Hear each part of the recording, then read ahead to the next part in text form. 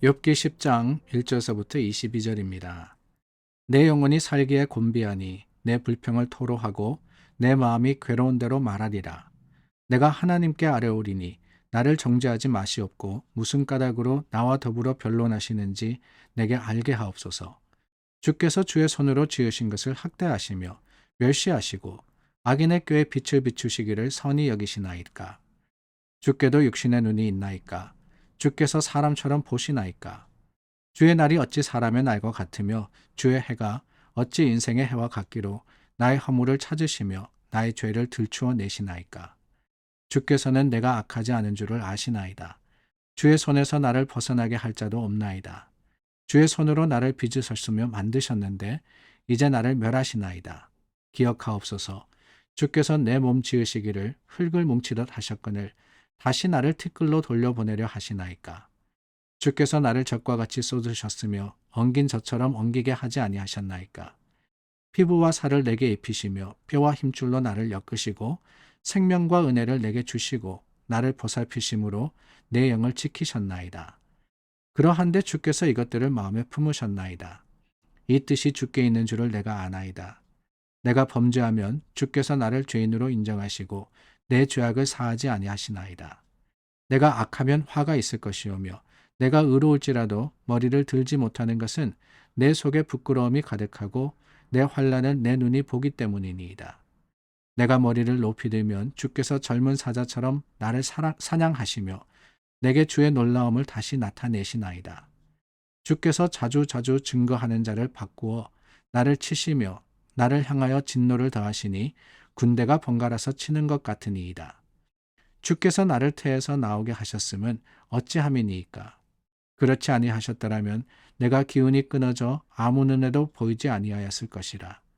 있어도 없던 것 같이 되어서 태에서 바로 무덤으로 옮겨졌으리이다. 내 날은 적지 아니하니이까. 그런즉 그치시고 나를 버려두사 잠시나마 평안하게 하시되 내가 돌아오지 못할 땅 곧 어둡고 죽음에 그늘진 땅으로 가기 전에 그리하옵소서. 땅은 어두워서 흑암 같고 죽음의 그늘이 져서 아무 구별이 없고 광명도 흑암 같으니이다. 오늘 본문 1절 말씀입니다. 내 영혼이 살게 곤비하니 내 불평을 토로하고 내 마음이 괴로운 대로 말하리라. 자, 욥이 드디어 모든 것들을 털어놓기로 그렇게 작심을 했습니다. 내 불평을 토로하고 내 마음속에 있는 것을 가감없이 하나님 앞에 내어놓겠다. 뿐만 아니라 사람들에게도 내가 선포하겠다. 그렇게 결정을 하는 거예요. 참 이 말씀이 어떻게 보면은 참 믿음이 없다. 아니 하나님 앞에 불평하다니 하나님 앞에 괴로운 대로 말하는 것. 그것은 어떻게 보면은 우리는 체면을 참 중요하게 여기는 민족인데 우리 정서에는 안 맞다라고 할 수 있을 것 같습니다. 어려운 일이 있어도 그렇지 않은 척, 기쁜 일이 있어도 그것을 드러내지 않는 것. 이게 바로 우리 한국 사람들의 마음이자 모습 아니겠어요. 그런데 욥이 다 털어놓겠다. 다 내어놓겠다. 그러니까 이게 조금은 마음에 거리끼는 그런 결정이 아닌가 하는 생각이 듭니다. 그런데 여러분 사실은 그렇지 않아요. 우리가 이 사이콜로지라 그러죠. 정신과 정신학 그 상담학을 배울 때 그런 이야기를 했던 게 기억이 납니다. 모든 문제 해결은 털어놓는 데서부터 시작한다라고 말입니다. 마음속에 꽁꽁 숨겨두고 있으면은 도무지 풀리지 않은데 그것을 어느 순간에 드러내게 되면은 그래서 이 심리학 또 심리 치료를 받는 사람들은 뭘 하느냐 다른 게 아니에요. 자신의 이야기를 하는 겁니다. 그거를 들어주는 게 그게 바로 정신과 의사들이 하는 일이죠. 그 풀어놓는 데서부터 해결이 되고 또한 거기에 회복이 시작되는 겁니다. 욥이 마침내 내 불평을 토로하겠다, 괴로운 대로 말하겠다, 하나님께 아뢰겠다 그랬을 때 저는 여기서부터 욥의 회복과 또한 욥의 믿음의 그 풍성한 결단이 시작되는 것이 아닌가 하는 생각을 해봅니다. 우리도 그렇습니다. 숨기고 가릴 게 아니라 솔직하게 하나님께 물어봐야 합니다. 신앙이라는 것은 그래요. 하나님과 우리의 관계. 하나님은 우리에게 모든 것을 알려주시고 또한 모든 것을 하나님은 참 오픈해 주시는데 우리는 그렇지 못할 때가 많지 않나 하는 생각을 합니다. 심지어 하나님 앞에 기도할 때도 숨겨두고 해요. 하나님 다 아심에도 불구하고 우리가 얼마나 미련한지 내 마음속에 깊은데 거기에 내 비밀이랑 아니면은 체면이랑 이런 것들을 꽁꽁 숨겨두고는 하나님이 그냥 내가 이야기하는 것만 들으시겠지? 내 기도만 내가 입으로 하는 그 기도만 아시겠지라고 생각을 하는데 얼마나 미련한 일인지 모릅니다. 내 마음속에 숨겨두고 있으면 내 마음이 힘든 거예요. 주님 앞에 내어놓아야 됩니다. 궁금한 것이 있으면은 단도직입적으로 물어보세요. 하나님 앞에 괴롭고 힘든 일이 있다면은 하나님께 직접적으로 아뢰시기를 바랍니다. 그리고는 물어보세요. 하나님 이거 어떻게 해결하실 겁니까? 이것의 이유는 뭐고 하나님 도대체 왜 이런 일이 벌어지고 있습니까? 라고 말입니다.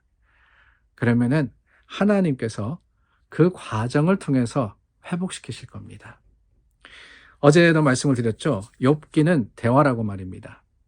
욥에 당한 일들 또한 그 회복 사건만 기록한 것이 아니라 사실은 욥기는 이 욥과 세 친구의 대화입니다.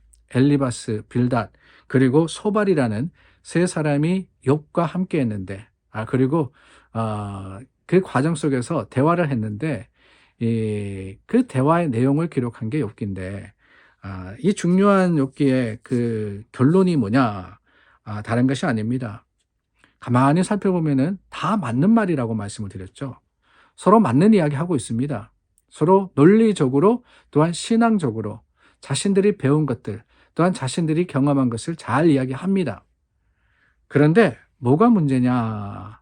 하나같이 자기의 시점으로 하고 있더라라고 하는 거예요.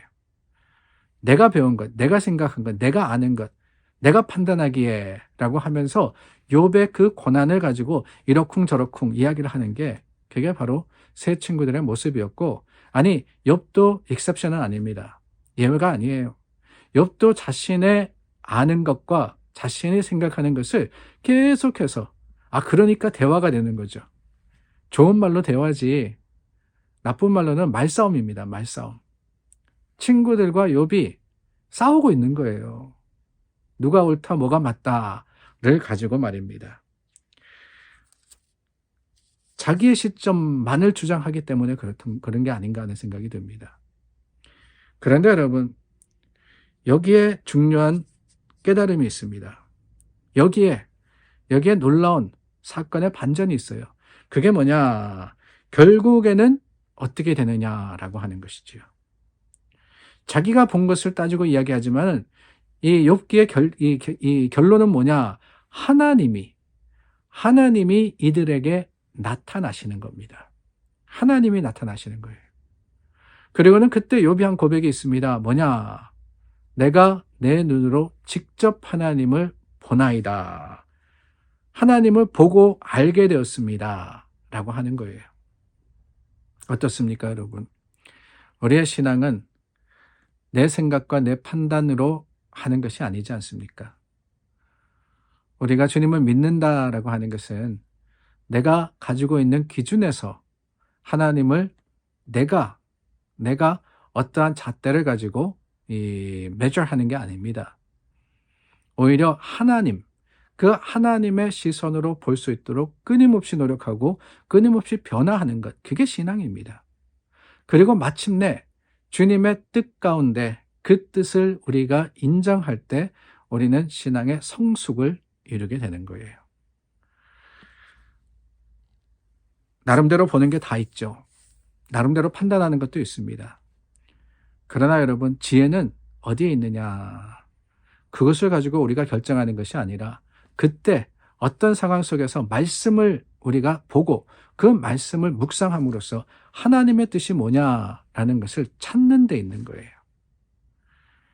욥도 자신의 생각으로서 자신의 마음을 쏟아놓고 있지만 점차적으로 그 시선이 바뀌었다라는 사실을 우리가 기억하건대 오늘 저와 여러분들도 조금 더 말씀에 비추어서 우리가 세상을 보고 판단할 수 있는 힘이 우리에게 있도록 기도할 수 있기를 바랍니다. 기도하겠습니다. 참 좋으신 하나님, 오늘 우리에게 말씀 주심을 감사합니다. 말씀의 지혜를 쫓아 사는 믿음의 사람들이 되게 하여 주시옵소서. 예수님 이름으로 기도드립니다. 아멘. 오늘도 믿음으로 승리하시는 여러분들 되시기를 바랍니다. 기도하겠습니다.